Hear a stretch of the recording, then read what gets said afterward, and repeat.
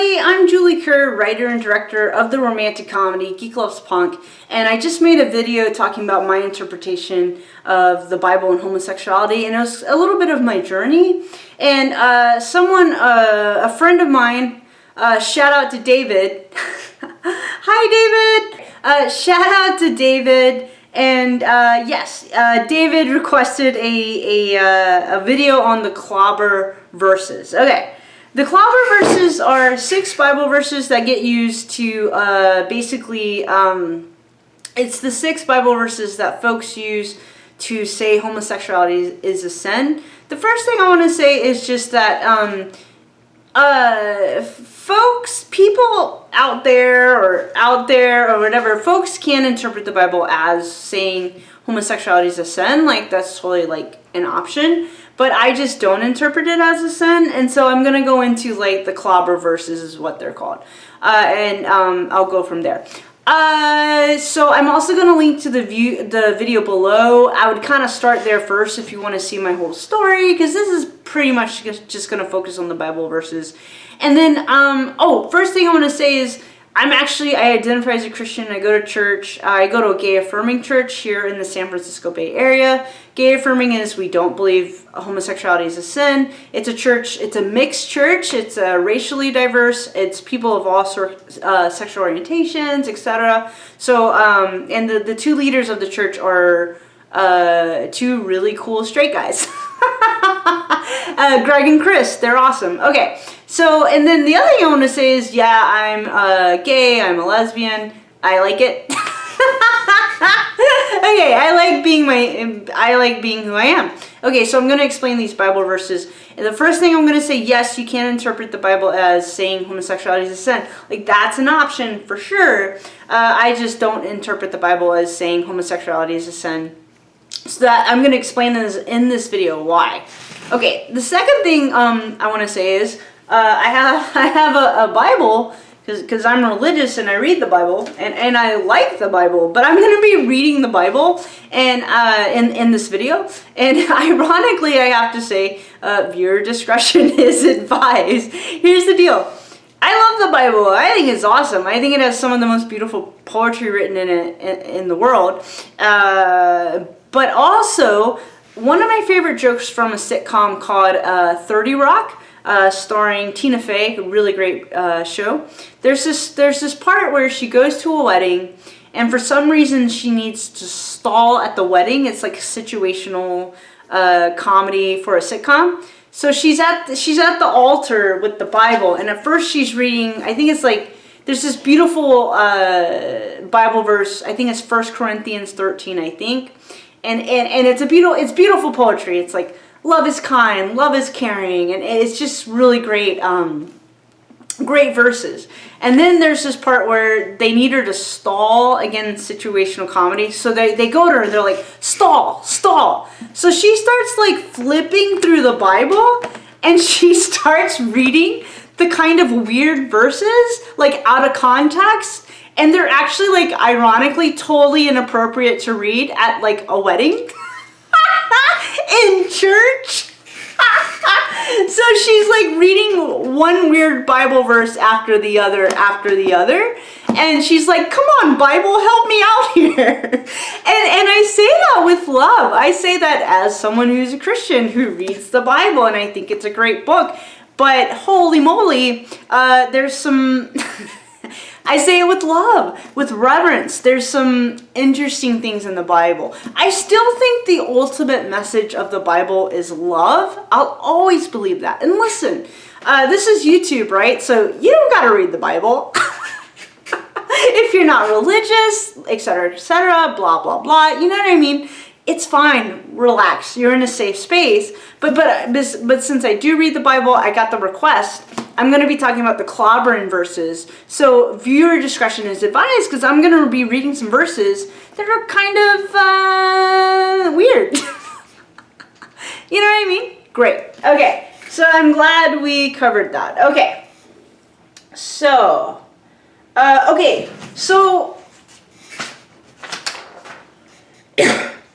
So there's 6 Bible verses. The first Bible verse is in Oh, and by the way, the book I'm referencing, also Walking the Bridgeless Canyon. And what I like about it is, ironically or whatever, it was written by a heterosexual lady. And it's like, and it was really important to her to kind of bridge the gap between religious people and LGBTQ people. And I actually think that, I really respect that. And then finally, if you're watching this and you're of a different religion other than Christianity, I just want to say, like, I love you, I care about you, and I do believe in, there's room at the table for everybody, whatever sexual orientation or whatever religion you're from. I believe in positive expressions of religion and spirituality. Like, if you ever find me in church, yeah, I'll talk, I can talk about Jesus all day. But also, this is YouTube, and YouTube is very diverse. Just if you're coming here watching this from a different religion, I love you, I respect you, and nothing but love for you and your faith, right? Okay, but so with that, all right, so the first Bible verse is Genesis 19, 1 through 13. Okie dokie. So, first thing I want to say, and this is like history. Everything I'm telling you is cited. Okay. So in 1946, all right, the creators of the Revised Standard Version of the Bible were the first to translate Greek words associated with the same-sex behavior as homosexual. Some may argue that though prior translators and even those who wrote the original text may not have known the word homosexual, they used the language they did have to convey the concept of homosexuality. But I want to say this, like, the English word homosexual wasn't put into the Bible till 1946. Want to make that clear.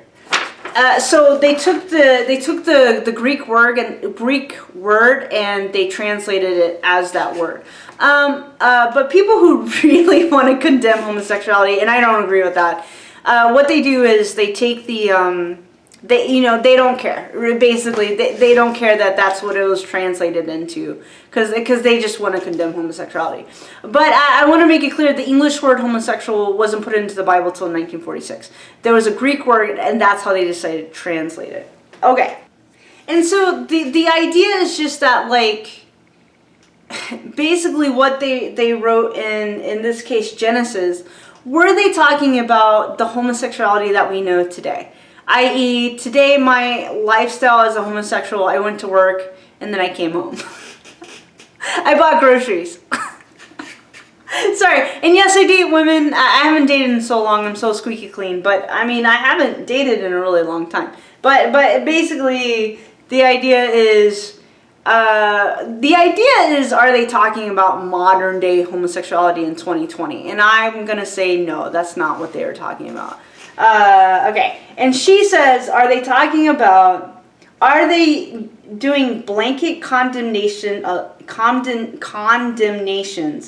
of all forms of homosexuality, even long-term monogamous relationships between equal status partners? The question is that what they're talking about? And in my opinion, no, that's not what they're talking about. All right, I'll read it. So this is Genesis 19. All right. This is the first verse. This is Genesis 19. So this is the first story that historically people have used to condemn homosexuality. Okay, Genesis 19. The two angels came to Sodom in the evening, and Lot was sitting in the gateway of Sodom. When Lot saw them, he rose to meet them and bowed down with his face to the ground. He said, "Please, my lords, turn aside to your servant's house and spend the night and wash your feet. Then you can rise early and go on your way." They said, "No, we will spend the night in the square." But he urged them strongly, so they turned aside to him and entered his house. And he made them a feast and baked unleavened bread, and they ate. But before they lay down, the men of the city, the men of Sodom, both young and old, of all the people to the last man, surrounded the house, and they called to Lot, "Where are the men who came to you tonight? Bring them out to us so that we may know them." Lot went out of the door to the men, shut the door after them, and said, "I beg you, my brothers, do not act so wickedly. Look, I have 2 daughters who have not known a man. Let me bring them out to you, and do to them as you please. Only do nothing to these men." The Bible's weird. I love it, but it's weird. That's weird. Okay, but this is like thousands of years ago. Okay. And I love it. I'm a Christian. Okay. I beg you, my brothers, do not act so wickedly. Look, I have 2 daughters who have not known a man. Let me bring them out to you. And do to them as you please. Only do nothing to these men, for they have come under shelter of my roof. But they replied, stand back. And they said, this fellow came here as an alien, and he would play the judge. Now we will deal worse with you than with them. Then they pressed hard against the man, Lot, and came near the door to break it down. But the men inside reached out their hands and brought Lot into the house with them and shut the door. And they struck with blindness the men who were at the door of the house, both small and great, so that they were unable to find the door. Okay, guys, this Bible story is weird, but here's basically these two. So there's this city called Sodom. Basically, everyone's a jerk in Sodom, just because they're just jerks. Okay, but there's this really cool guy named Lot. So these 2 angels come to visit Lot, and they're like, hey, we think you're cool. God thinks you're cool. We're going to hang out with you. And Lot's like, awesome. So they're hanging out, and then all the mean men of Sodom are like, hey, who are those men you're with? Spoiler, no, trigger warning. Like, seriously, the Bible's weird. Trigger warning, 5 seconds, you can bail. 1, 2, 3, 4, 5. Okay. So they're like, essentially they want to rape the angels. So 2 angels go to visit them, and all the evil men in Sodom are like, hey, who are those dudes? Let them out so we can rape them.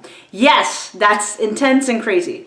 So then Lot says, it gets worse. So then Lot says, no, don't rape these men, because Lot can tell that these men are angels. So then Lot is like, no, like, don't rape these dudes. But I do have these 2 daughters, and they're virgins. You can have them.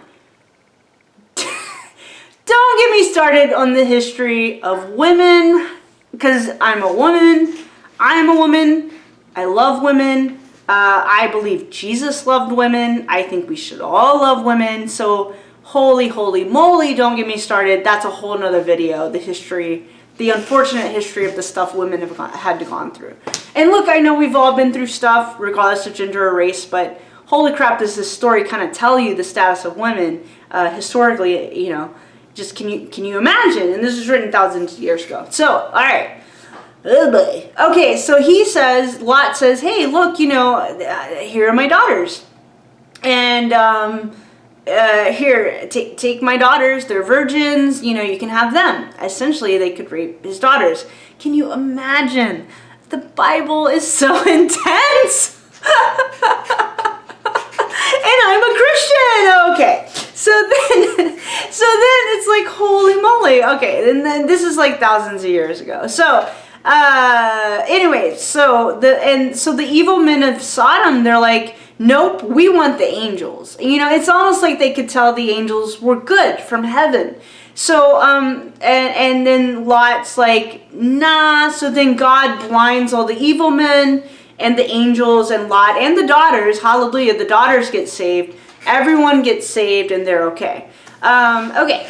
So the idea behind that story, written thousands of years ago, is that, like, it's not necessarily about homosexuality. It's not about 2 men or 2 women who get married, dedicate their lives to each other, want to love each other, etc. That's not what the story is about. The story is about a city that's evil, and the rape. And listen, rape's kind of about sexuality, but really, rape is about domination, right? Rape is about overpowering someone. It's using sexuality to dominate somebody. There's nothing sacred, kind, or loving about rape. Intimacy, true intimacy, like with me and my ex-girlfriend, we were in love, we made out, we fooled around, but I loved her with all my heart and soul. And she loved me with all her heart and soul. We loved each other. So when we made out or fooled around, it was kind, it was loving, it was caring, it was sweet. You know what I mean? It was intimate. So anyway, it was nothing like this story. The Bible's weird. Okay, so anyway, so So anyway, in this story, it's not about two men who love each other and get married to each other. It's not about two women who love each other and get married to each other. It's about a city of evil men who specifically want to dominate. They want to dominate two angels. So it's more about good versus evil. That's what it's about. It's actually more about rape than it is about like straight up like the positive concepts of sexuality in general. It's not about a positive concept of sexuality. It's about a really negative the worst, the most evil form, the most evil way you could use sexuality, which is rape and trying to be mean. Well, rape is mean. I'm oversimplifying, but holy crap, these verses. So I do not, this story, it is not talking, like I've been to a lesbian wedding in a church. This story is not referencing what we know homosexuality to be in 2020. I mean, it's just, that's not what the story is about. In fact, the thing that made Sodom evil, it was the city, it wasn't the sexual immorality. And don't get me wrong, the sexual immorality was bad, but the immorality they're condemning is rape. And there's a couple of places in the Bible where they say rape is really, really, really, really bad. And it is. Holy crap, it is. I've had friends who are victims of rape, and I've held them in my arms as they're crying, just dealing with the pain that they had to deal with. And all I can do, right? I hold them, I pray for them. I do wish there were laws that we could change. I think we should. Hey, okay, but anyway, okay. But the reason why Sodom was evil wasn't necessarily just not because of they wanted to rape angels. Can you imagine? That's evil. But the reason it was evil was arrogance, an uncaring attitude towards the poor and needy, despite their own riches. Holy crap, is that topical right now, politically speaking. And there's so many references in the Bible about caring about the poor, caring about the needy. Oh, it's over and over. That's the part of the Bible I really like. That part's not weird. That part still resonates. Helping the poor, helping the needy, absolutely. And so in the 13 mentions of Sodom and Gomorrah after Genesis 19, same-sex behavior is never cited as the sin that caused the destruction of the city. So God destroys Sodom, not because of same-sex activity, but greediness and arrogance. So, and then even then Sodom is brought up again in the New Testament, and Jesus talks about it. Not once do they say Sodom was evil because of same-sex behavior. Sodom was evil because it was greedy and arrogant. And the reason they wanted to destroy the angels, it's not because they wanted to rape some dudes. It was not because men wanted to rape some men. It was that they could tell it was good versus evil. Like these angels were here to bring love and kindness and goodness. And the evil men of Sodom wanted to destroy that. And then God destroyed the city. So it's not, my interpretation, it's not talking about, this Bible verse is not relevant to, let's talk celebrities. It is not relevant to like Ellen DeGeneres and Portia de Rossi. Because they seem happily married and loving, and you know what I mean? They're not referencing, I wish I could think of like a famous gay guy couple. I'm blanking, but you know, gosh, it's been a while. Oh, I know, like, I know, I have some gay guy friends who've married each other, and they love each other, and they have a house and puppies, and they make barbecue. You know what I mean? It's not talking about that.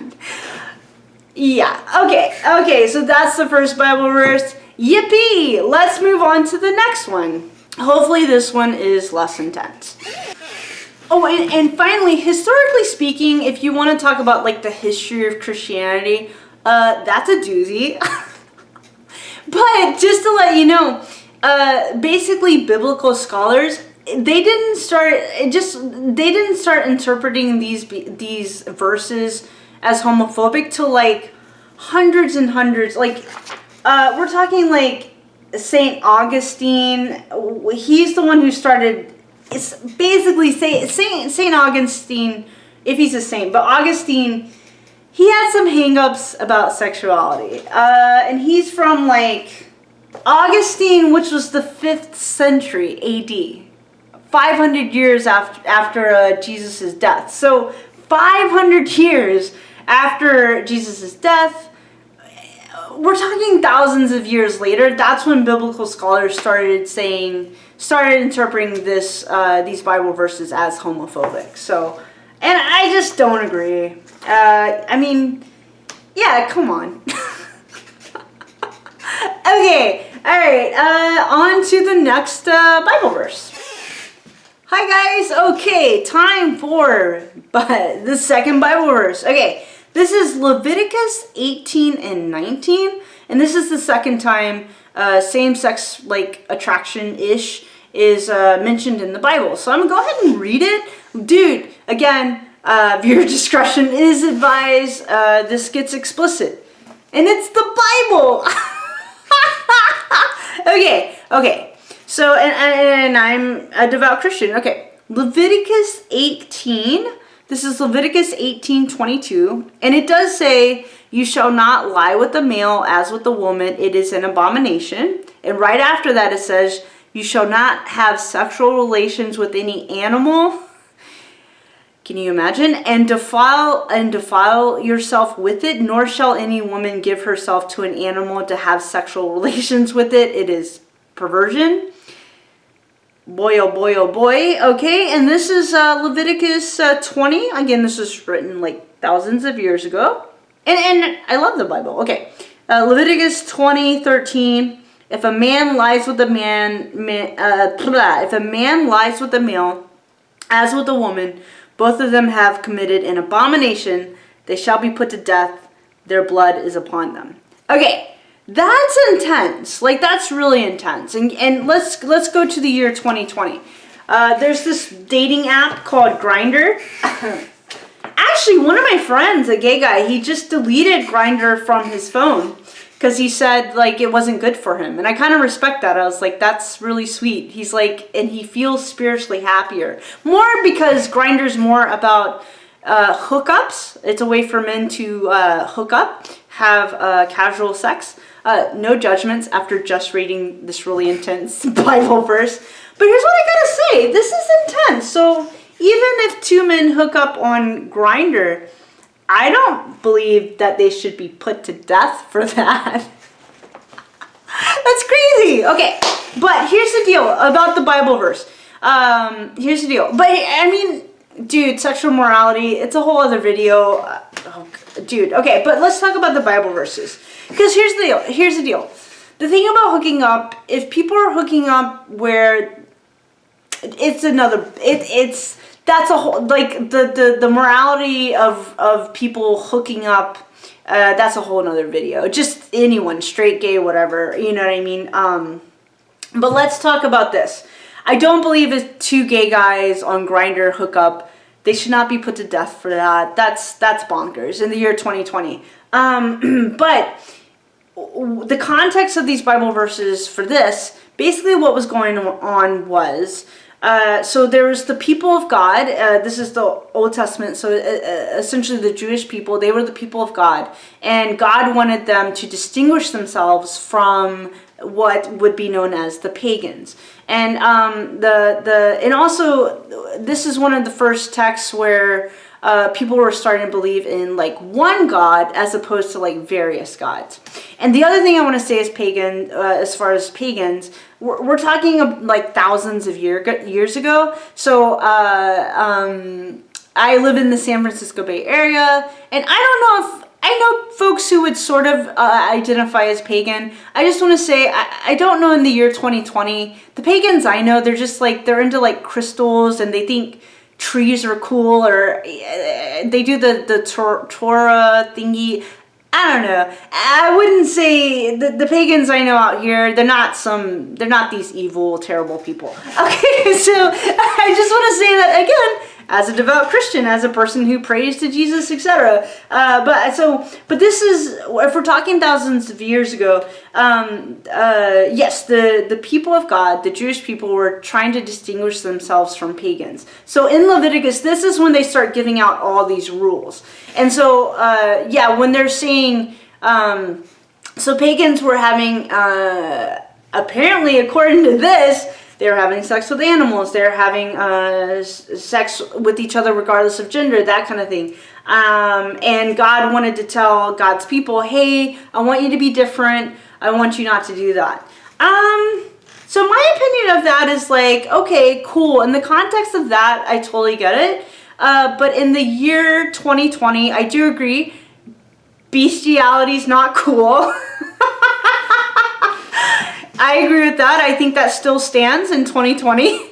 But the other thing I want to say is, like, again, if you're talking about two people who love and care about each other, who deeply, regardless of gender, I don't think that's a sin. I don't think that's wrong. In these verses, they're not talking about two people who've dedicated their lives to each other and loving each other and all that jazz. And I'm totally cool with same-sex marriage being legal. I think, like I said, I went to a lesbian wedding in a church, and love was in that room. God was in that room. And at the wedding ceremony, don't get me wrong, these are women who love each other and are physically intimate with each other, right? But at that wedding, they weren't talking about how much they wanted to, excuse my language, bang each other.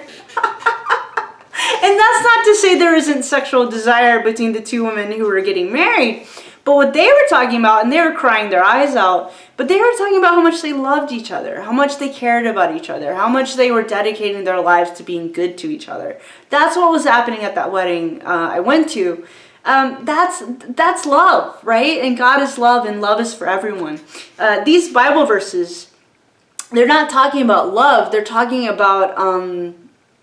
It's talking about a very specific time, thousands of years ago, and some of it's still relevant, like, hey, bestiality, not cool. I agree. But also, the parts where it's like, homosexuality is this huge abomination, I actually just don't agree, and I still just, they're not talking about sexuality the way we know of it today. And basically they're trying to it sounds like the pagans of these times, that anything went. You had no regard to the sacredness of sexuality at all. And so what they were trying to establish was to bring some sacredness back to sexuality. And I do agree with that sexuality should be sacred. I couldn't agree with that more. And I have a great book written by a theologian. This book is called The Soul of Sex, and cultivating life as an act of love in general. And he goes into the history of religion and spirituality and sexuality, not in like a gross, creepy way. I'm not talking about like a sex cult. I just saw a documentary about a sex cult called Nexium, and it sounded very unhealthy. But he's talking about in a very spiritual, kind, loving, caring way that sexuality should be intimate and loving and kind and caring and joyful, right? And he talks about the positive relationship between spirituality and sexuality in general. And he's gay affirming as well. He's a straight dude. He used to be a minister, and now he just writes really cool books, but he's definitely believes he's LGBTQ affirming, right? Okay, so essentially that's my interpretation of Leviticus, that at that time they're just trying to bring back some sacredness to sexuality, and I agree with that. And yes, they specifically go into same-sex behavior. However, I do not interpret these Bible verses as talking about what sexuality is today in the year 2020. Okay, so that's Leviticus 18 and 20. On to the next Bible verses. Yay! And hi y'all, I'm actually reading this as I go because I just want to make sure I'm getting this right. And I'm reading this book is cited. I mean, so I'll link to this book below. But I'm referencing this book where everything's cited as far as all the scholars she cites as she's giving her opinion. This book is written, again, by a heterosexual lady. I appreciate her caring. Okay, so actually what I just told you, that covers... Okay, so there's 3 Bible verses that reference homosexuality, and Genesis 19, 1 through 13. And then I just covered the other 2. Leviticus in 18:22 and Leviticus 20:13. So those are the 3 Bible verses in the Old Testament that reference homosexuality. So now we're moving on to the New Testament. Cool. Okay, in the New Testament, now we have Romans 1, 26 through 27. And this is written by Paul. Paul was a guy who wrote a lot of the New Testament. And Paul is a cool person. And he converted to Christianity. And then he ended up being very, enthusiastic about Christianity. So he wrote a lot of the New Testament. And a big part of the New Testament was him trying to encourage folks to be Christians. Or in other words, really, if we want to go more general, Paul really wanted people to have a relationship with God. And for what Paul believed was, and I actually agree, that a relationship with God, or if you're watching this on YouTube, if you don't believe in God, but a positive relationship with love in general, a positive relationship with the universe is beneficial to who you are as a person. I couldn't agree with that more. But I'm gonna go back to using Christian terms. I definitely believe a relationship with God is very beneficial. I pray to God. I believe in God. I believe God loves me, and it brings a lot of joy to my life. It's a big foundation of who I am. I can say in so many ways God has saved my life over and over and over again, for sure. And I love God. So I think a relationship with God is good. And I agree. So what Paul's trying to do is convince folks to have a relationship with God. Now here's where it gets weird. Oh, the Bible and oh, Paul. So here's the Bible verse that references homosexuality. Alrighty, and I am reading from the Bible. So this is this is Romans 1, verses 16. Romans 1, verses 26. For this reason, God gave them up to degrading passions. Their women exchanged natural intercourse for unnatural, and in the same way also the men giving up natural intercourse with women were consumed with passion for one another. Men committed shameless acts with men and received in their own persons the due penalty for their error. Alrighty then. Okay, so here's the deal. What I'm saying is, I think basically Paul's trying to encourage people to have a relationship with God. And I agree with that. I think everyone should seek a relationship with God. And if you're a Christian, Jesus. If you're not, that's okay. Because it's YouTube. There's a lot of diversity on YouTube. But anyway, but yeah, Paul's trying to convince folks to have a relationship with God. I agree with that. And then he's saying, basically, he's associating people with same-sex desire. Hey, look, I'm gay, I'm a lesbian, I've had same-sex desire. Since I was 12, I've had crushes on girls. But also, I like having a relationship with God. I like being religious and spiritual because it brings a lot of meaning to my life. And for me, being attracted to women, it feels good. And for me, also, I'm very shy. I'm very squeaky clean.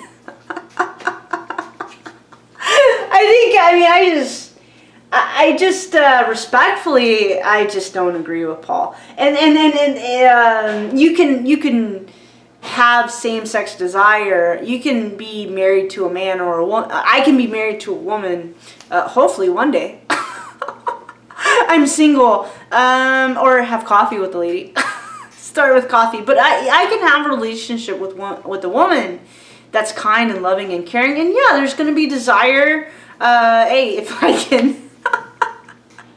I'm so single. Okay, but anyway, so technically I'm happily single. But I can have, yeah, like I can have a positive relationship with a woman that's romantic, and yeah, there's going to be desire, right? There's going to be intimacy. There's going to be physical desire because, hey, it's desire. But from there, with that, but I can have that, and I can have a relationship with God, and both things, they're not mutually exclusive, and they both bring a lot of joy to my life. And in fact, it's my relationship with God that inspires me to be as loving and kind to everyone in my life, but also as loving and kind when I'm dating. Because it's just, I believe in being kind and loving. And I know this is cheesy, but kindness and love is sexy to me. You know what I mean? Empathy is sexy to me. So yeah, I think Paul has some negative ideas of what homosexuality is. And like, hey, I can say this, I'm part of the LGBTQ community. I've been out of the closet since I was 19. So are there jerks and assholes in the LGBTQ community? Yeah. There are, but there's jerks in every community. There are heterosexual assholes, thank you very much. But anyway, okay, so it's like, come on. Okay, but are there kind and loving and caring and amazing people in the gay community? Yeah, of course. It's a diverse community. So that's one thing. He's doing some negative stereotypes. And again, Paul had some hangups about sexuality. I'm not sure why. Jesus never mentioned homosexuality, like, at all. Jesus said, love thy neighbor as thyself and love your God. And Jesus said those were the most important Bible verses of all time. And again, I referenced this book, The Soul of Sex, but it's just talking about like that sex, not just sex, life in general, but I agree with this, that sex should be poetic and intimate and kind and caring and loving. That doesn't mean it can't be fun. I don't know. I get people like to role play, if you will, but I just want to say that I definitely believe that no, I don't think the only reason sex exists is procreation. For straight or gay people, no. I think it's I think the point of sex is poetry and love and kindness and being good to people. That's what I believe it is. I believe the point of life in general is poetry and kindness and love and being good to each other. That's what I think the point is of life, sexuality, all of it.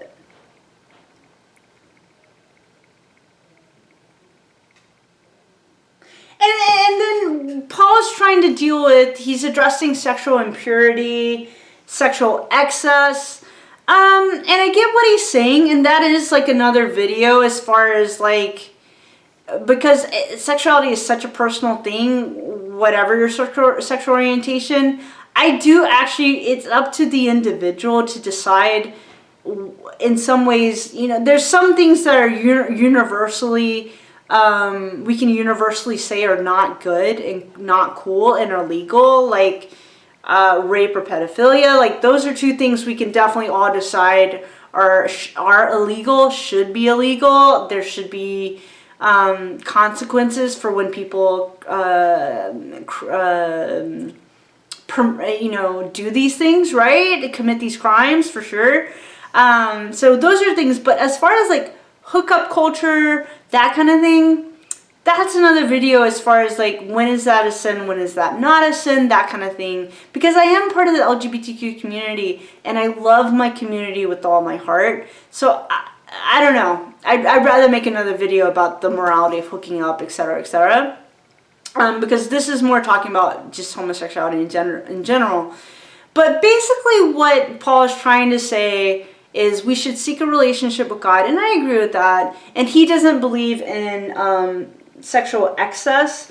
What I would say is, where I agree with Paul, if you completely take the poetry out of sexuality, like completely, man, are you missing the point of sexuality, in my opinion.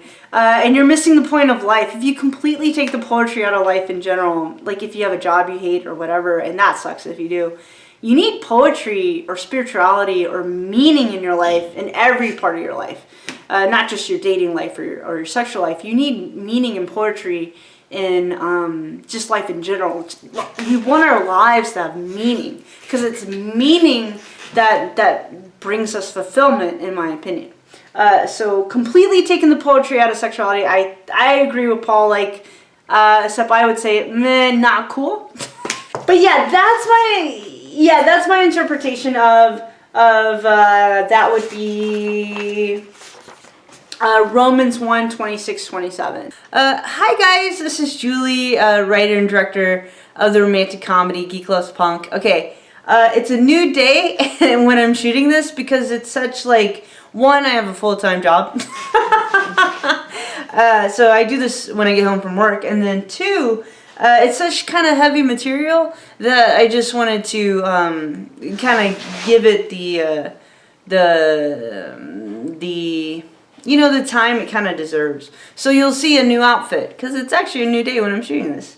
Okay, guys. So yeah, we're talking about Romans 1, 26 through 27. As far as what Paul wrote it.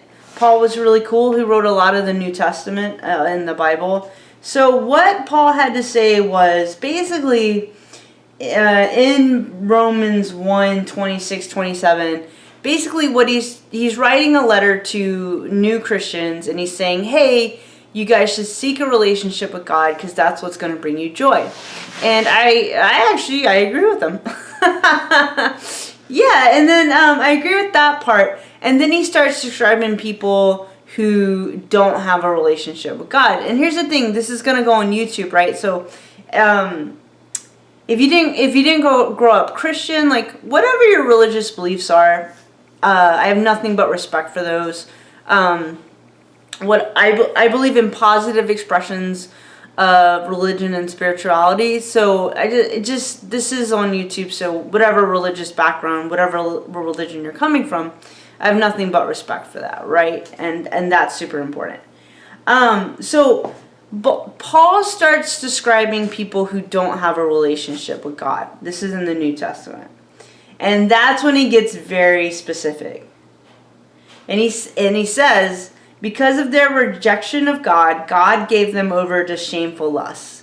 Even their women exchanged natural relations for unnatural ones. He's basically talking about women's being intimate with other women. In the same way, men also abandoned natural relations with women and were inflamed with lust for one another. And that's another way he's talking about same-sex desire. But to be honest, with all due respect, he's wrong. What he's saying is, he's wrong. What he's saying is people who are LGBTQ can't have a relationship with God, and that's just not true. I have a relationship with God. I pray to God all the time. I read the Bible every day, and I happen to be a lesbian. So I go to a gay affirming church. Basically, it's a church where they don't believe homosexuality is a sin, and it's a church of gay and straight people. One second. Oh, so I just believe Paul's wrong. You can be there's LGBTQ ministers, etc. I pray to God all the time.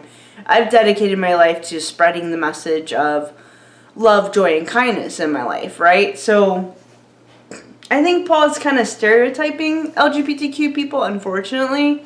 And Paul's not Jesus. Jesus never talked about same-sex desire, anything like that. And the modern-day concept of sexual orientation wouldn't have necessarily existed back then. But having said that, Jesus never mentioned same-sex desire in one way or another. Jesus said the most important Bible verses, the most important things or laws to keep was to love your neighbor as yourself and love God with all your might, and that's it. I think he said honor your mother and father, but those are the things he really emphasized.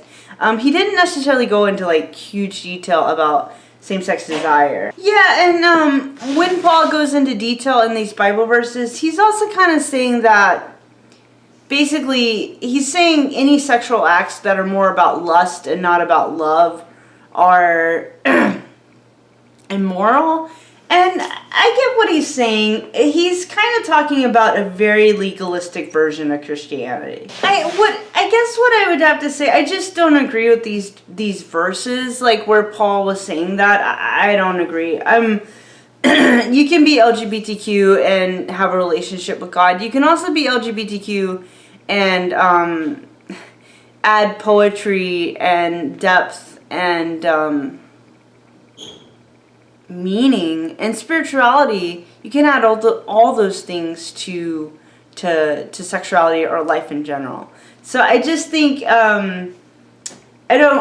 Paul is negatively stereotyping LGBTQ people actually in the scripture, and he's wrong. He's saying like he's saying that all homosexual acts are devoid of like any meaning. I just don't think that's true. If we're talking about, this is the year 2020, if we're talking about two men or two women who are devoting their lives to each other and are married and they love each other and they're being really, really good to each other, and yes, when they're physically intimate with each other, that those acts are an expression of love, like, those are positive, spiritual, wonderful things, right? So it's not what Paul is describing here. So Paul is saying lust is bad, and what I agree with Paul is, so I made this little diagram. Is like basically it's lust versus desire, and so lust is when you're motivated by lust. It's, hey, what's in it for me, which is very self-centered. I like the word, it's kind of semantics, but I like the word desire. Desire is more, to me, motivated by love. And desire is, how may I be of service? So like, how may I be good to somebody, right? If two people who love each other come together and they want to be intimate and they're saying, how can I be really, really good to this person? And they're both saying that to each other in general. That's a good, wonderful, amazing, awesome thing, right? So Paul's basically negatively stereotyping homosexuals. He's saying that the only reason they ever get together is for lust, not love. That's just not true. And he's basically, people who have a relationship with God, he's kind of saying the only way people can have a relationship with God is if they're straight. That's just not true. And he just doesn't, and again, this is written thousands of years ago or a long time ago, but he's just not understanding that there's a lot more nuance to sexuality and spirituality than he's realizing, right? So I think as long as a LGBTQ person is being moral and kind and loving in their dating life, then I think that's great. I think if an LGBTQ person is being mean in their dating life, I think that's not cool. And I don't think it's cool when straight people do that either. People shouldn't be mean. People should be kind and loving and caring. And I think because Paul is really going into detail about all the sexual immorality, and I do think he had some hang-ups about sexuality in general.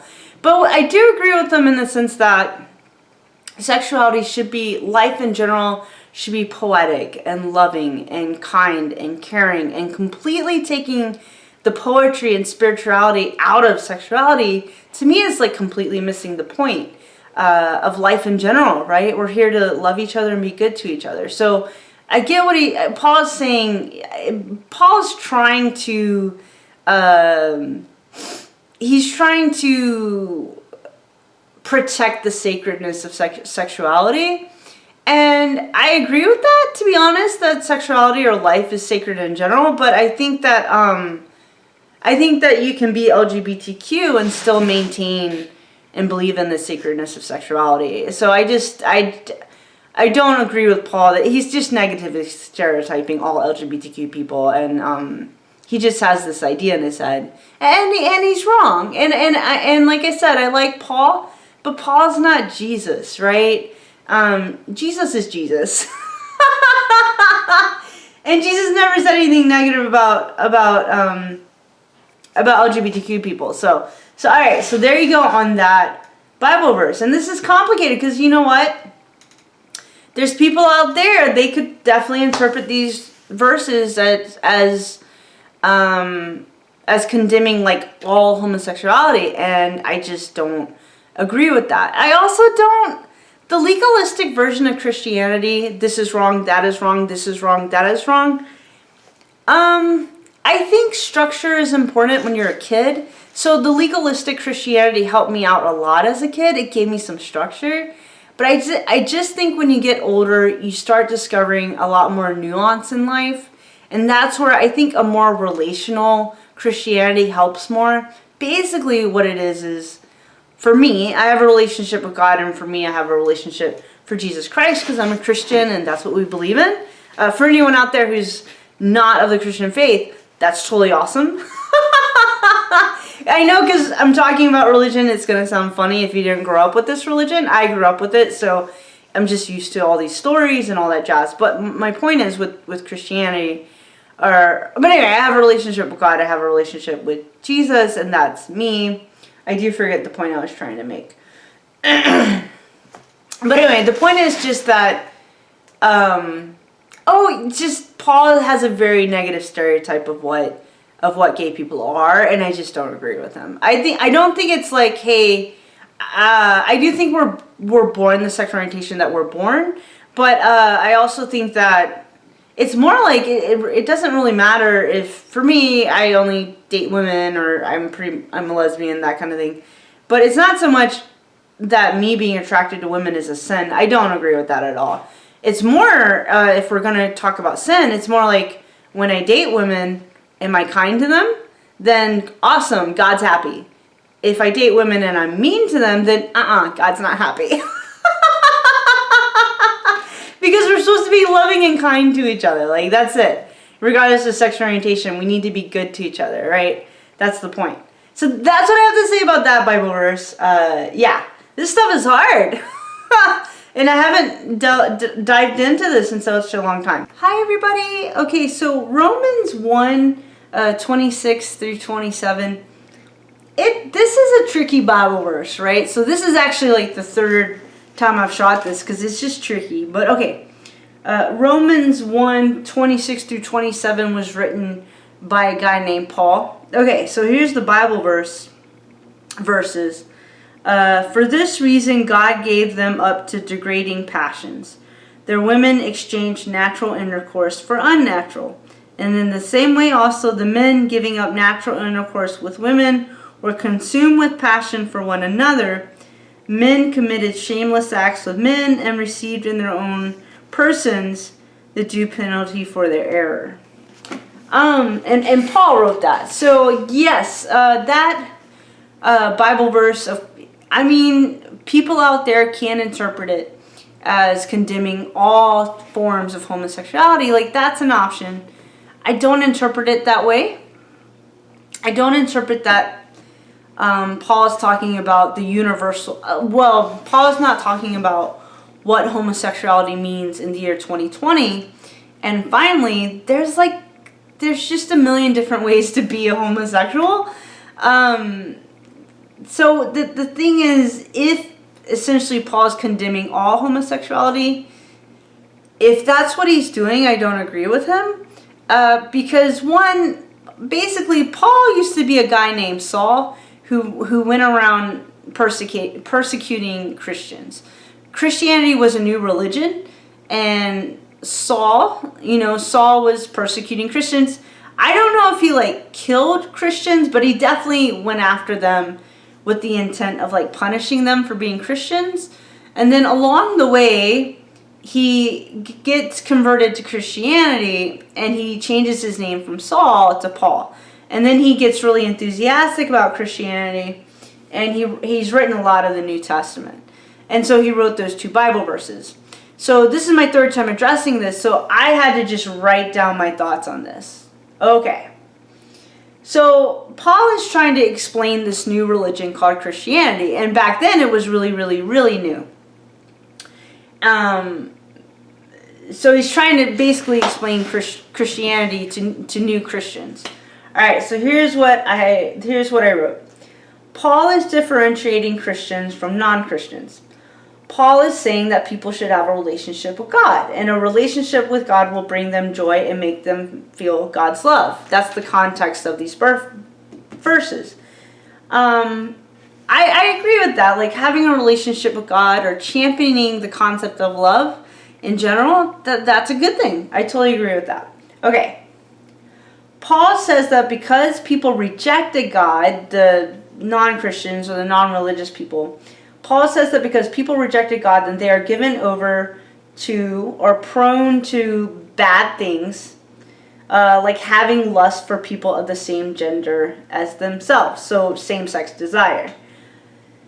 That's what Paul says. And what I have to say is Paul is misguided.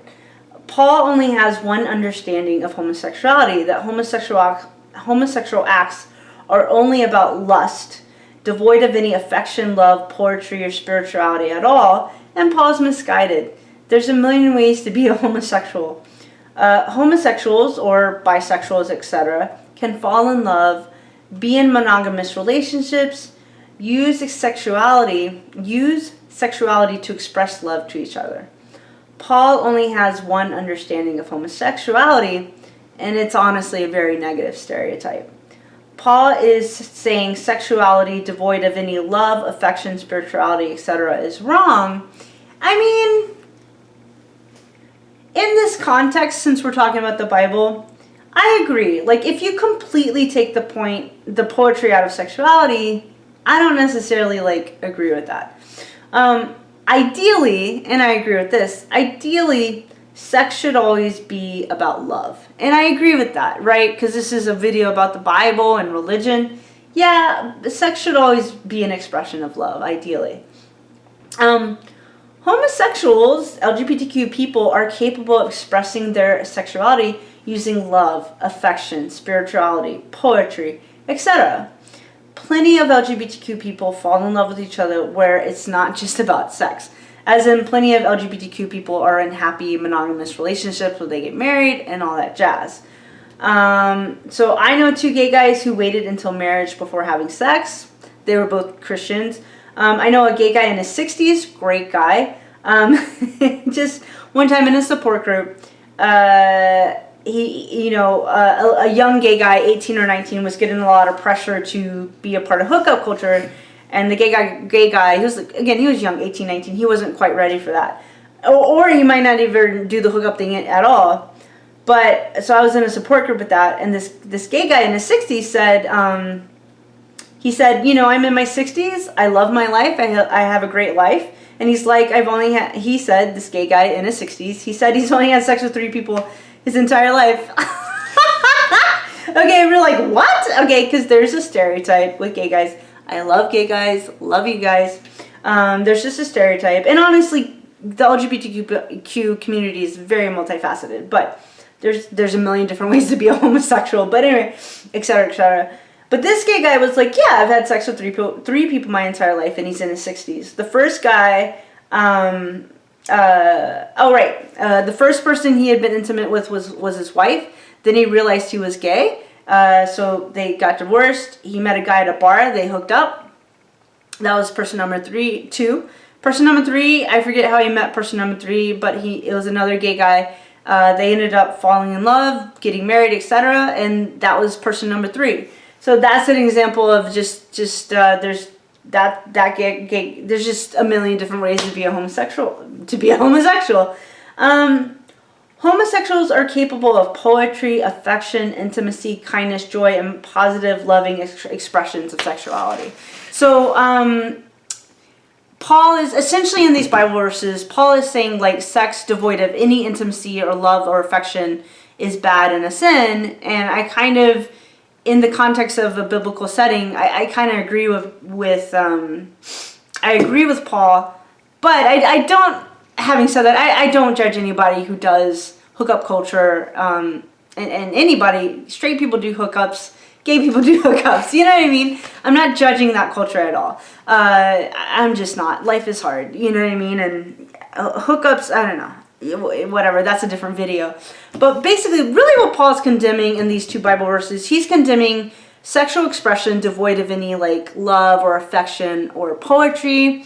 And I kind of agree with him. It's not the best expression of the most ideal expression of love. I mean, the most ideal expression of sexuality is an expression is that it's used as an expression of love.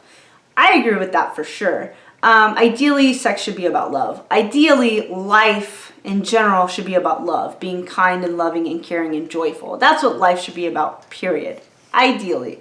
And so therefore, I don't agree that this broad definition of homosexuality, like altogether, is a sin. I don't agree with that because homosexuals, LGBTQ people, are capable of being in loving, kind, caring relationships with each other. They're capable of using their sexuality to express love and affection and kindness and joy to each other. They're very much capable of doing that. Me and my ex-girlfriend, we made out, we fooled around. We deeply, deeply loved and cared about each other, like a lot.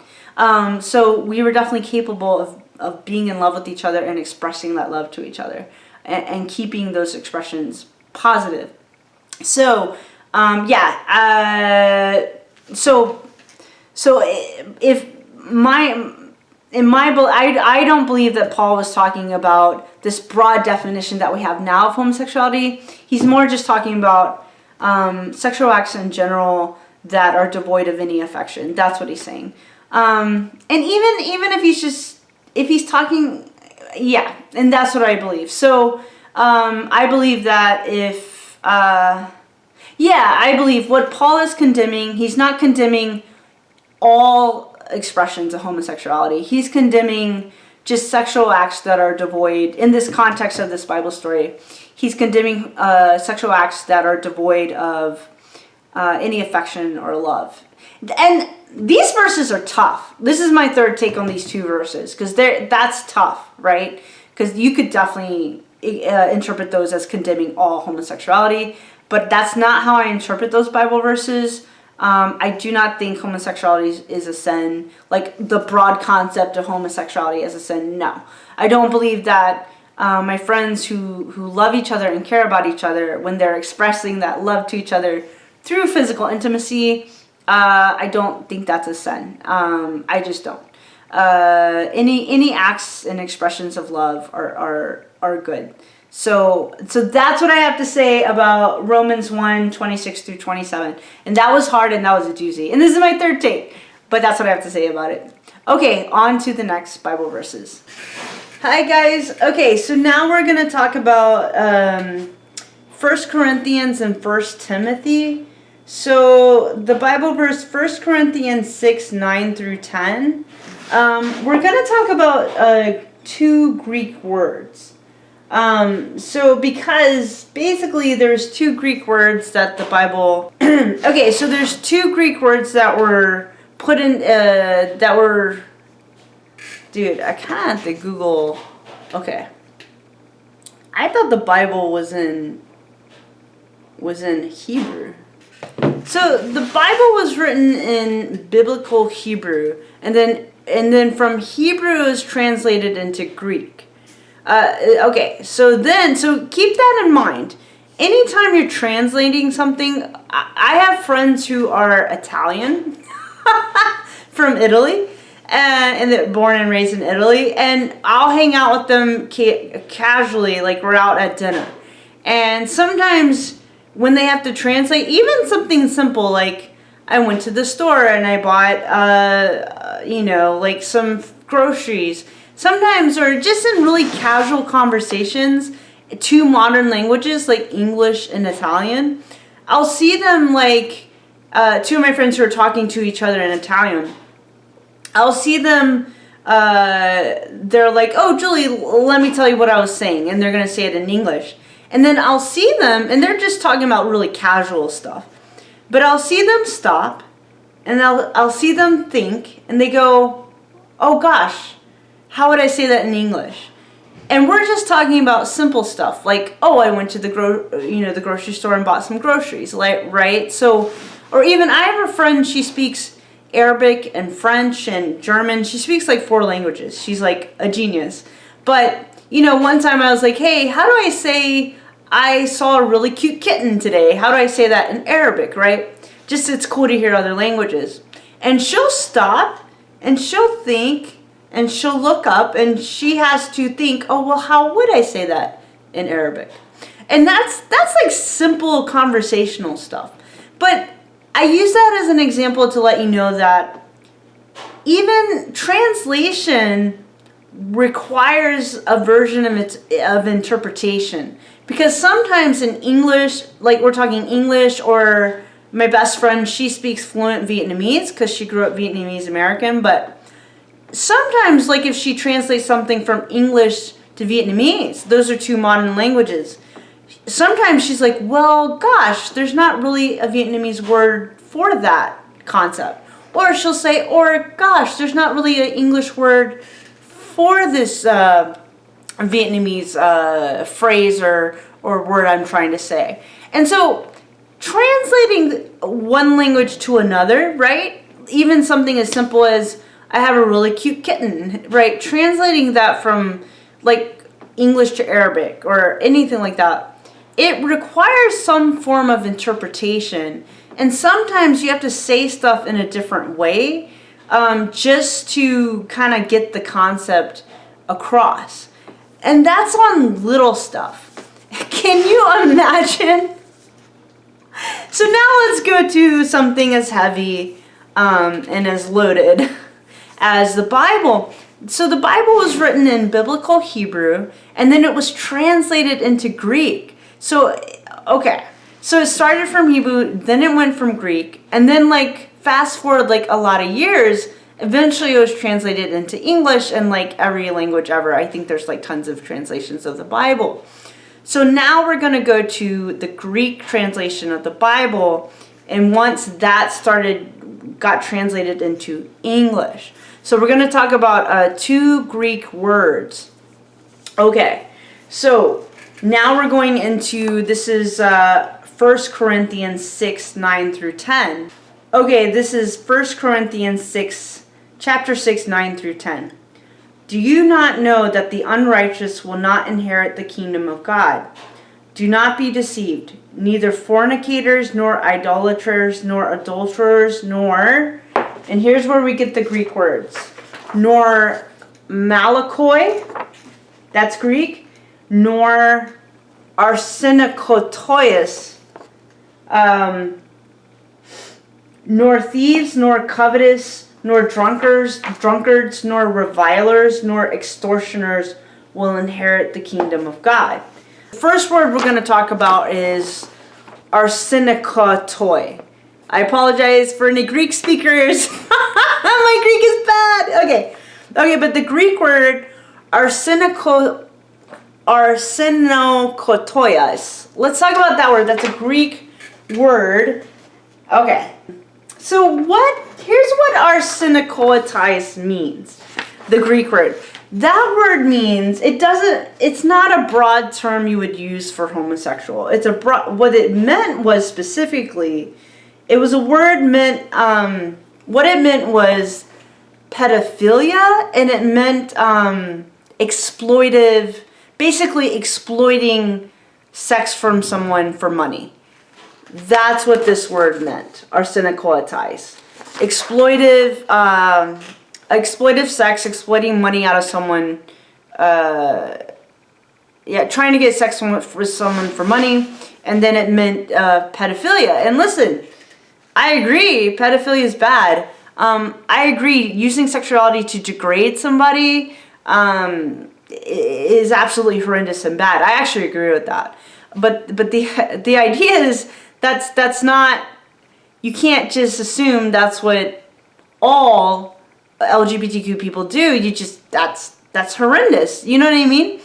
So, yes, arsenokoitai, the way it got translated into just the broad term of homosexual, that is messed up. Because that's not what it meant. It meant pedophilia, which, is bad. And it meant exploitive sex. Exploitive sex completely devoid of any morality or love. It meant the kind of sex someone's just exploiting, being mean to somebody. They're just using sex to be really, really mean to someone. And they might be, they're paying someone money so that they can use sex to be really mean to them. That's what arsenokoitai, the Greek word, means. And that's not the same thing as modern day, the year 2020 homosexuality. two people loving each other, making a commitment to each other, that kind of thing. It's not talking about, again, modern day version, the 2020 version of sexuality. And again, I'll say it again, yes, there's jerks in the LGBTQ community, but the LGBTQ community is multifaceted, right? There's nerds in the gay community. You know what I mean? So it's just like, it's more, there's jerks in the straight community. You know what I mean? It's like saying all straight guys are like Harvey Weinstein. I mean, that's just not true. My best friend is a straight guy. He's sweet and kind and loving. He's the absolute opposite of Harvey Weinstein. He's kind and sweet and loving and caring and etc. So it's just that gay or straight, people can use sexuality to be mean and horrible. And then gay or straight or bisexual, what have you, people can use sexuality to be kind and loving and caring, right? So, yeah, so anyway, so that's the Greek word arsenokoitai. That unfortunately got translated in a way that was really unfortunate for gay people. Yeah, so basically the word arsenokoitai, it was most closely connected to exploitive sex for money. Yeah, that's bad. Turning sex into... taking the poetry out of sex is bad. I do agree with that. Gay, whatever sexual orientation somebody is, right? So here's what arsenokoitai, that word, here's the progression. In 1557, it got translated into the word bugger. I don't know what that means. In 1582, it got translated into liars with mankind. In 1735, that got translated into sodomites. 1885, that word so this is the progression of how the word got translated as more and more versions of the Bible came out. 1885, abusers of themselves and mankind. 1890, the arsenokoitai got translated into those who abuse themselves with men. And here we go. Arsenokoitai did not define what we would call the sexual orientation of a person. It indicated the role played in the sexual act. So now we're going into old school sexism, that women were supposed to be submissive, men were supposed to be dominant. In the year 2020, we know that's wrong. We know that everyone's equal. And it's true, just everyone's equal, right? Regardless of gender or sexual orientation, we're all equal to each other. We all deeply crave, regardless of gender or whatever, we all deeply crave and need love, joy, and kindness, period. And yeah, equality, all humans are equal, yeah, absolutely.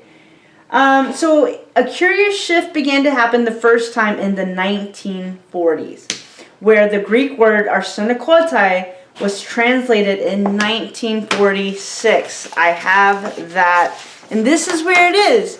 1946, the modern day word homosexuality, that's the first time this actual word got put into the Bible. I cannot emphasize that enough. That what that means is the modern day idea of what we know sexual orientation to be, that wasn't condemned in the Bible, in the early translations. The part that was written in Hebrew, the part that was then translated into Greek. The idea is, and I agree with this, that back then, they weren't talking about this broad definition of homosexuality. They just weren't.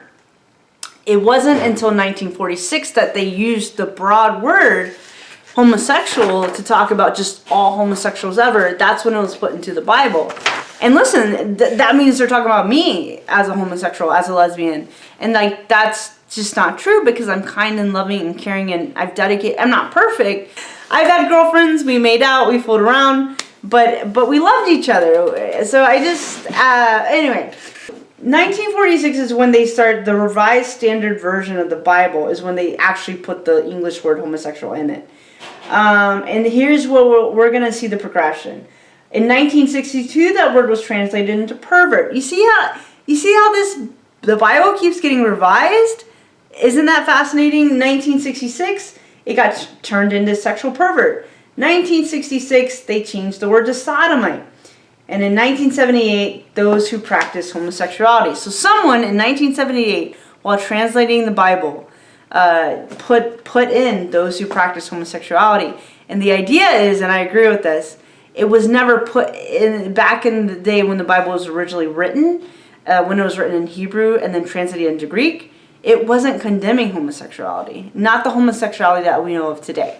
Like, for example, Ellen DeGeneres being married to Portia de Rossi. I'm going to use like celebrities because they seem like they're very much in love and monogamous and all that cup of tea. But that's our Arsenokoitai. Because it looks like I gotta go. I am close to needing to change the SD card. Yes. So the idea is that Arsenokoitai, in conclusion, was really just talking about pedophilia and like exploitive sex. It wasn't some broad term for the broad term for homosexuals. So I agree with that. I don't think the Bible ever condemned homosexuality in the first place. Especially the kind of homosexuality that we're talking about today, right? People who are in monogamous, loving, caring relationships. I just don't think that is a sin. That's not really hurting anybody. That's people loving each other and dedicating themselves to the good stuff in life. So I just don't agree with that.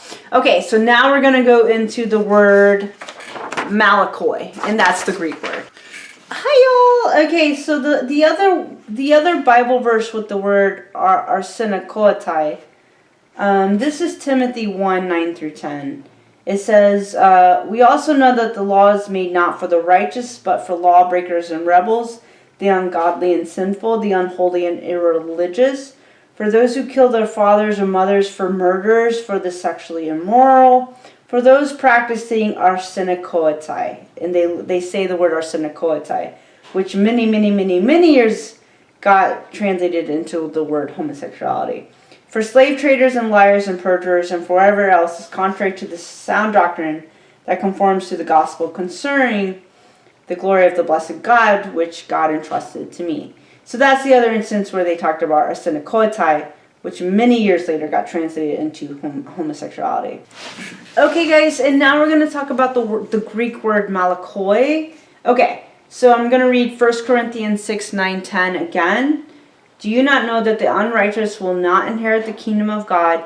Do not be deceived, neither fornicators, nor idolaters, nor adulterers, nor malakoi, that's the Greek word that was actually used, nor Arsenokoitai, nor thieves, nor covetous, nor drunkards, nor revelers, nor extortioners will inherit the kingdom of God.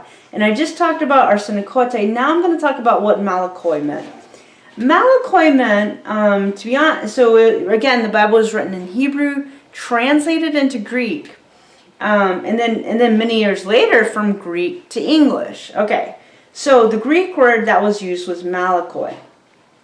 So really what malakoi meant, when this was written, unfortunately society was sexist, like really sexist, and that's too bad, because I cannot emphasize this enough. In the Bible, Jesus advocated for women all the time. All the time Jesus stood up for women, all the time. So I cannot emphasize that enough, that Jesus was a really big fan of women. And so am I. Okay, so what malakoi meant was effeminate, essentially. Malakoi meant when a man acts like a woman. And yeah, that's sexist. And malakoi was seen as a negative word. Men weren't supposed to act like women, like, at all. And I gotta be honest with you, that's messed up. Because even back then, what they meant by that was like if a man read too many books, he would be considered feminine. That's bonkers. It's bonkers because reading books isn't gender specific. So anyway, malakoi meant when a man was being feminine. And that is sexist. And who's to say what's masculine and what's feminine? And I get like there's so much nuance to this. I know getting your nails did, so to speak, is a feminine thing to do, versus playing football is a masculine thing to do, I guess. But as we know in 2020, there's just so much nuance to gender. So, but they're saying malakoi means when men act like women, and it's still ambiguous but they, back then when it was super, super sexist, they really, basically, they didn't want men acting like women because they had a really negative view of women, which was totally inaccurate. Okay, so here we go. It was Malakoi, and here's the history. Malakoi got in 1520, the year 1525. Malakoi got translated into the word weakling. In 1582, it was translated into the word effeminate. And again, these are humans translating these words and then revising the Bible. Keep that in mind.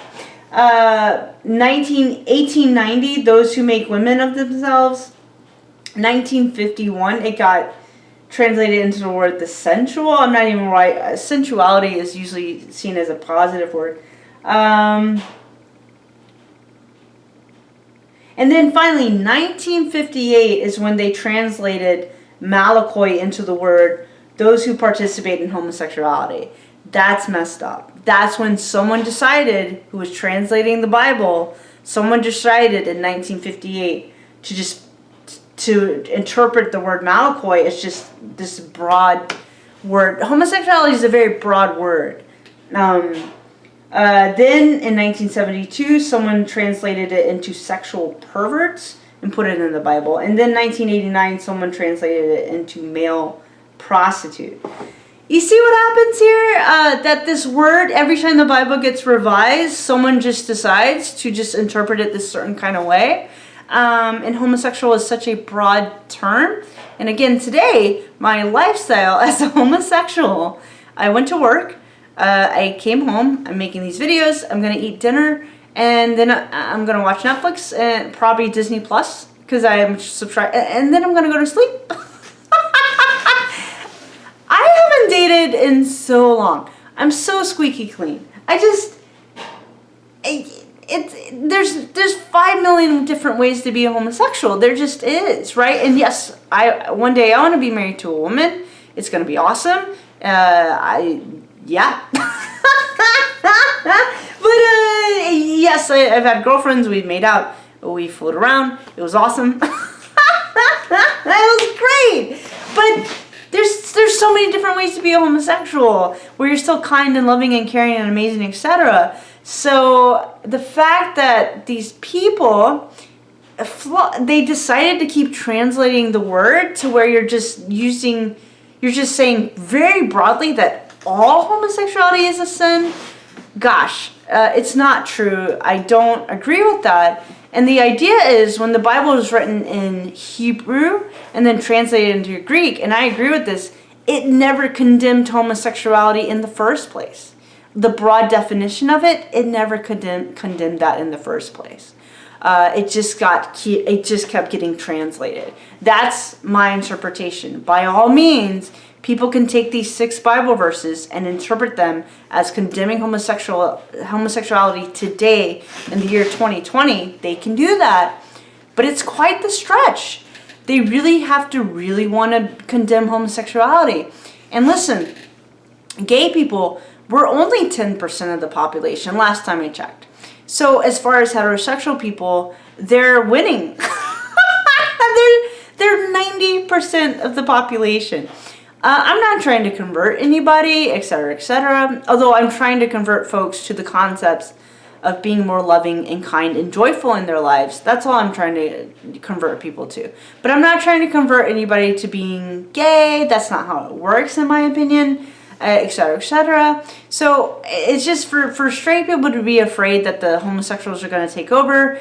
There's not enough of us to take over.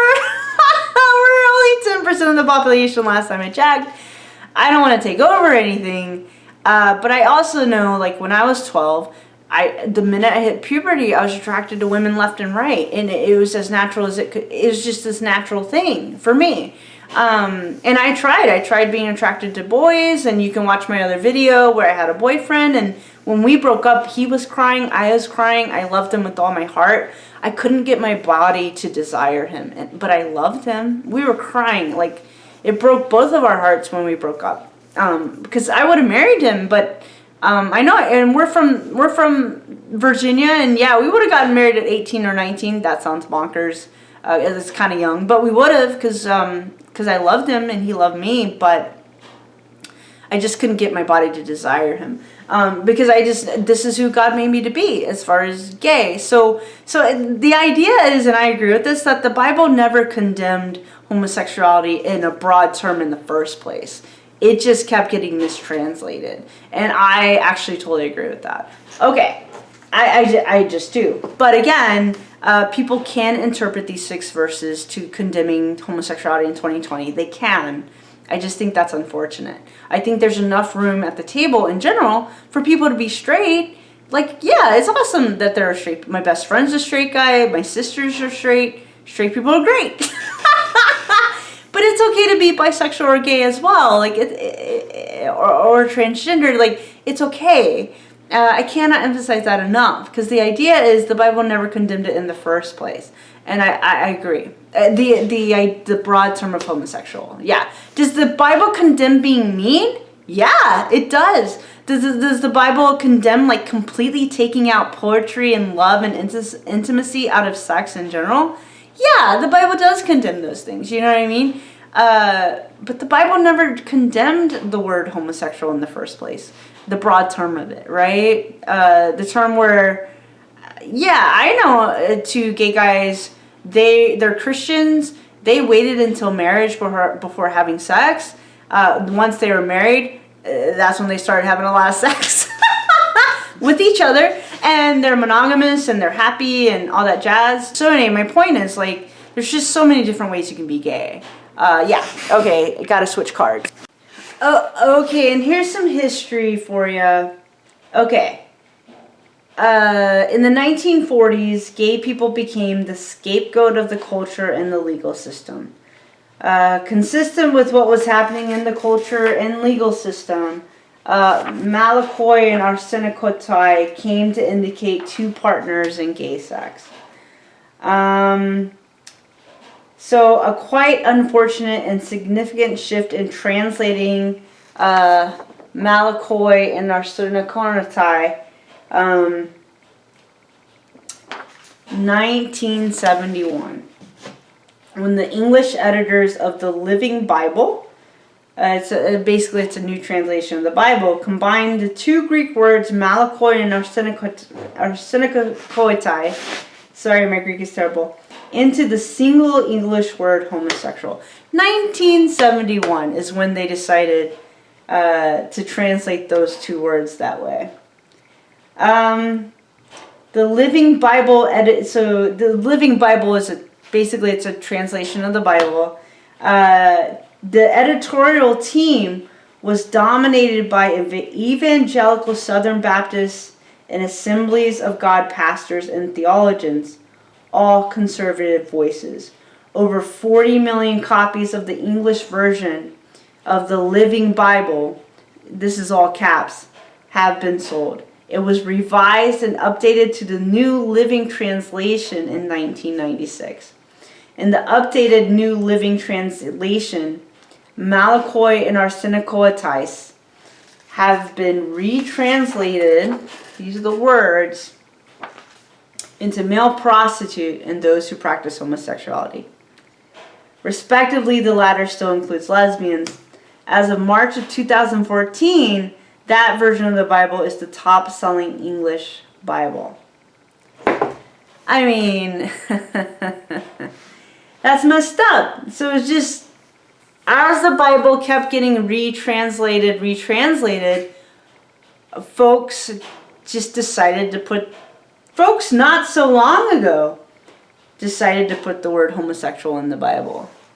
Again, the idea is, and I agree with this, that when the Bible was written in Hebrew and then translated into Greek, that they weren't condemning homosexuality. The modern day version of homosexuality, it was never condemned in the first place. And then some folks decided to retranslate the Bible in 1971. And they translated it in a way that was condemning like all homosexuality. And that's not cool. It's just not cool. That's really not cool. Because I'm a lesbian, I'm a Christian, And if you're watching this, because this is a long video, I'll probably just break this up into parts. But listen to me. I say this with all the conviction in the world. You don't have to believe in God. That's okay. You don't have to read the Bible. That's okay. You don't have to read this really thick indexed book written by a heterosexual lady who really goes into depth explaining the relationship.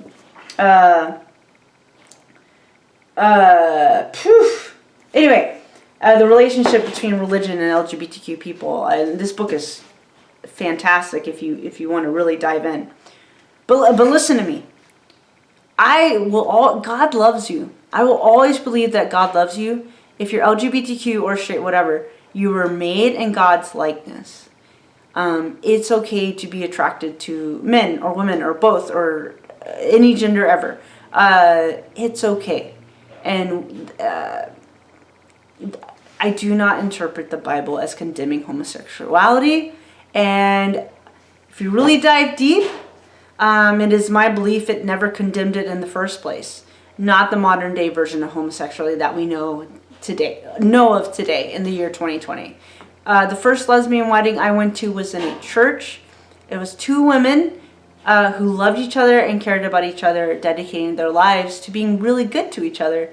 And love was in the room. God was in the room. So no, I do not interpret the Bible as condemning homosexuality. I just don't. Okay.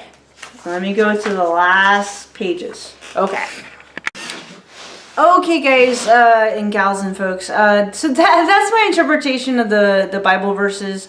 I hope I was clear. I'm a little rusty. And again, there are folks out there they can interpret the Bible verses as condemning homosexuality. I don't think the Bible ever condemned the broad version. I don't think the Bible ever condemned homosexuality in the first place, as far as this broad definition of it. So the sexual immorality that these verses are talking about, they're not talking about two people who commit their lives to each other and love each other and that kind of thing. They're not talking about the same-sex couples I know, religious or not religious, but who are just loving and kind and caring towards each other. That's not what they're talking about. So I don't interpret the Bible as condemning homosexuality. I don't think the Bible ever condemned it in the first place when it was written in Hebrew and then translated into Greek. I think the quote-unquote homophobia, that didn't come till later. And unfortunately, people who are translating the Bible into English, that's when they put in the homophobia. So that's my interpretation of the Bible verses. Yeah, that's it. Okay, so if you're still with me, my call to action is that you like and subscribe to this channel. Basically these kind of videos you'll see in my playlist on my channel. I'm basically talking about positive expressions of religion and spirituality. So that's what I deal with this playlist, so to speak. You'll see it on my channel, Julie the Filmmaker. Okay, my call to action is you like, subscribe, ring the bell on the channel. And then my other call to action is you mosey on over to my website where I wrote and directed a romantic comedy called Geek Loves Punk. And so you can check out the trailer to the movie there. And then you can watch the movie if you want to watch the movie. It's an hour and a half. Or the other thing you can do is you can join my email list. And as soon as you join my email list, you will get immediately access to a free video and a free PDF download that you get. Like I said, you get it as soon as it's exclusively available if you join my email list. And the download and the video gives you tips and daily habits, the daily things I do every day to feel more love, joy, and kindness in my life every day. So I did grow up in an abusive home. I'm fine. As an adult, I'm doing fine. But I studied personal development my whole life. So what the PDF teaches you is all the daily habits I do that just help me feel good and joyful and kind and good every day. Especially since we live in a world that can be mean sometimes. So so I give you the daily habits. So call to action, go to my website, join my email list, get the free content that's only available through joining my email list. And also like, subscribe, ring the bell. if you want to, and check out my other videos if you want to just go crazy and have fun on YouTube. Alright, this is Julie, writer and director of the romantic comedy Geek Loves Punk, and I hope you enjoyed this video. Okay, I'll talk to you later. Bye! Love y'all.